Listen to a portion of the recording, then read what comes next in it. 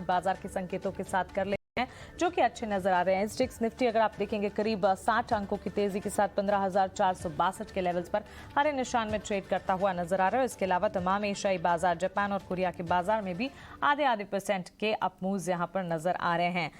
काफी कुछ होता हुआ दिखा अमेरिकी बाजार में, जिसका एक इम्पैक्ट है, इवेंचुअल इम्पैक्ट, जो कि अब एशियाई बाजार पर भी पड़ता हुआ दिख रहा है। यूएस फेड महंगाई में कमी लाने को लेकर प्रतिबद्ध है। जेरोम पवेल की तरफ से कुछ बयान आते हुए दिखे और उसके ठीक बाद एक इम्पैक्ट हमने तमाम ग्लोबल मार्केट्स में देखा है। चलिए विस्तार से विदेशी बाजार के संकेत समझ लेते हैं और जेरोम पवेल का यूएस संसद में जो बयान है आपकी टीवी स्क्रीन पर आप देख रहे हैं। विदेशी बाजार के संकेत विस्तार से बताने के लिए पूजा त्रिपाठी हमारे साथ जुड़ गई हैं। गुड मॉर्निंग पूजा, बताएं यूएस फेड की तरफ से ऑफकोर्स जेरोम पवेल ने जिस तरह का बयान दिया है, इन्फ्लेशन को लेकर जो कंसर्न्स हैं उसे कम करने की पूरी कोशिश है, लेकिन इसका इम्पैक्ट विदेशी बाजार पर कैसा पड़ रहा है?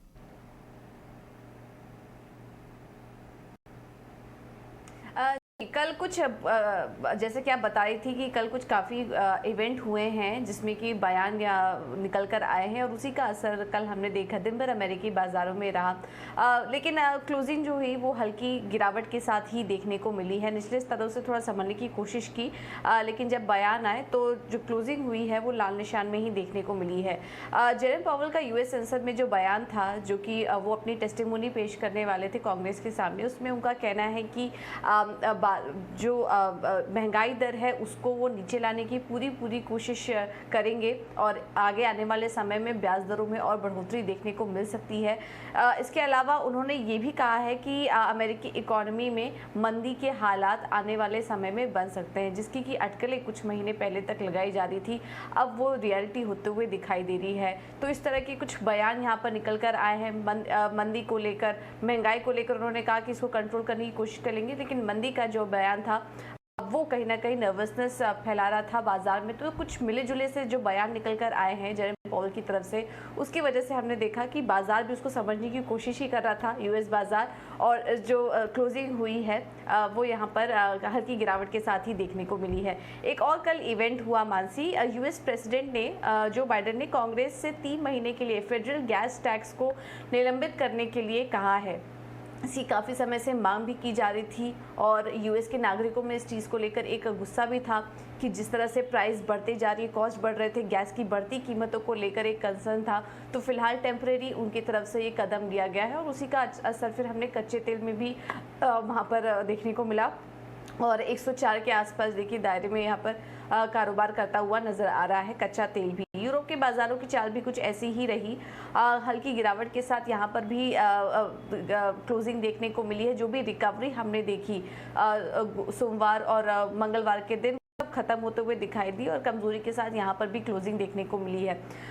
यूके में जो महंगाई दर है उसके भी आंकड़े आ गए हैं, 9.1% पर ये आंकड़ा है, जो कि 40 साल के ऊपरी स्तर पर है। तो उससे भी कहीं ना कहीं एक कंसर्न का माहौल बना हुआ है यूके के बाजारों में भी। कुछ अन्य संकेत को देखेंगे तो वहाँ पर भी ज़्यादा कुछ पॉजिटिविटी दिखाई नहीं दे रही है, नरमी ही है हर तरफ। मंदी की चिंता के कारण यूएस के 10 ईयर के जो बॉन्ड यील्ड्स हैं वो भी अब 3.2% के नीचे आ चुके हैं। इस वक्त जो आंकड़ा दिखाई दे रहा है वो 3.16% के आसपास देखने को मिल रहा है। डॉलर इंडेक्स दायरे में है, 104 के आसपास ही कारोबार कर रहा है, क्योंकि यहाँ पर भी नजर है कि फेड आगे ब्याज दरों में किस तरह की स्टेटमेंट्स देता है और किस तरह के कदम यहाँ पर देखने को मिल सकते हैं। महंगाई के आंकड़े कैसे आते हैं तो उसके पहले डॉलर इंडेक्स भी हम देख रहे हैं दायरे में ही कारोबार करता हुआ नजर आ रहा है। गोल्ड में ये जो आर्थिक मंदी की चिंता बन रही है हर तरफ, उसके चलते सोने में हल्का सुधार हुआ है, 1837 के आसपास कल के लेवल से अगर कंपेयर करें तो वहाँ पर हल्की रिकवरी गोल्ड में भी देखने को मिली है। कच्चा तेल कल हमने देखा जब इसी समय हम बात कर रहे थे तो 113 के आसपास था, उसके बाद गिरावट काफ़ी ज़्यादा आई